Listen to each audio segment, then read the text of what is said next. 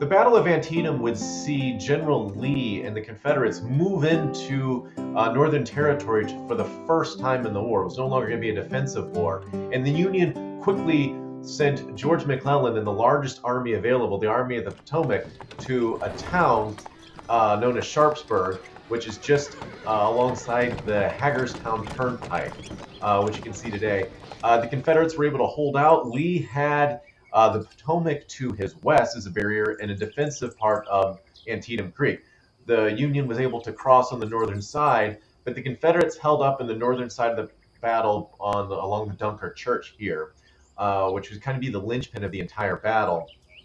And around here, the Confederates would occupy not only this area with their artillery, facing out into the east and north woods along a big cornfield, but also to the west woods, just to the left of this image.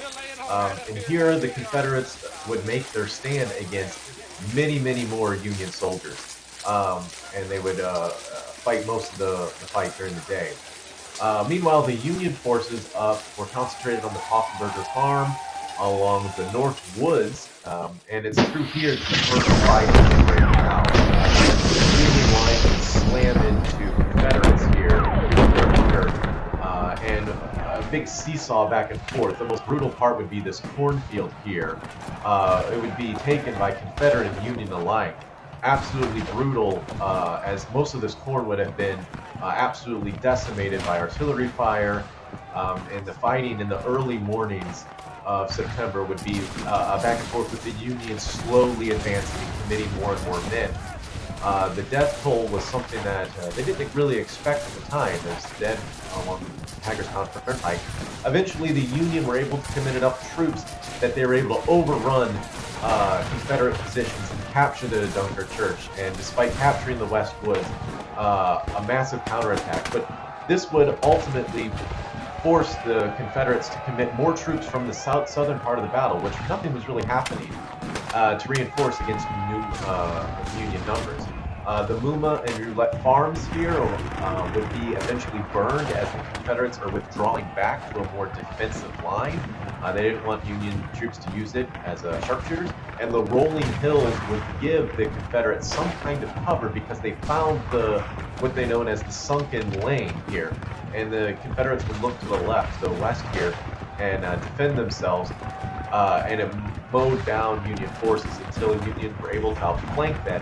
But all of a sudden now this defensive area became like a tunnel, and they were trapped and just massacred, as you can see here. The Bloody Lane, as it became known as, this once defensive work became basically the graves for many Confederate soldiers. While the Union troops, the Union had more troops to commit to this portion of the battlefield, they held out. They still had the Dunkirk Church, but both sides had been so mauled. But it was at about this time in the morning where finally Burnside was supposed to make his approach. He was supposed to do it earlier in the day, but communication broke down, and so he finally starts to make his advance at around 9:30, and that's over what was known as Lordsburg's Bridge, now known as Burnside Bridge. But to do so, the Confederates had the high ground, and even approaching the bridge would have found Union troops under intense gunfire and cannon fire from the Confederates atop. Just looking over, Georgians would overlook this specific part of the creek and just rain down fire.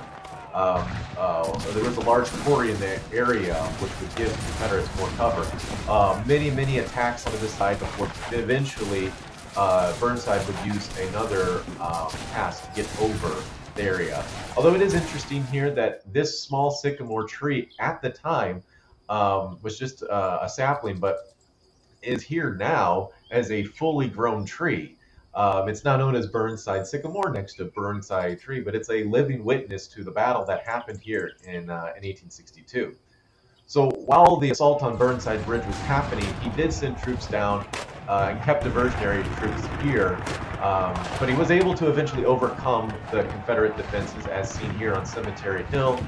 They had sent most of their troops up north at the Dunkirk Church, and so they were able to push almost to Sharpsburg itself until by 3 o'clock, just by sheer chance, Confederate reinforcements came under the command of A.P.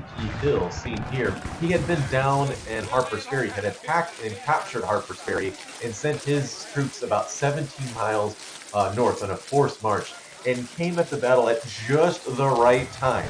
While his numbers were fresh, they were tired, they were fighting in the field, and it surprised Burnside.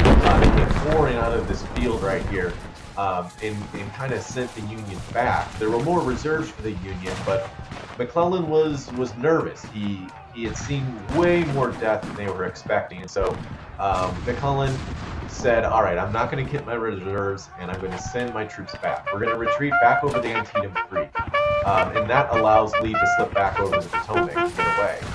Needless to say that when Lincoln met with him, he was outraged because he let Lee get away. But the biggest takeaway from this is the amount of casualties. It was the single bloodiest day in American history to this day. Confederates losing 12,000, Union troops losing also 12,000.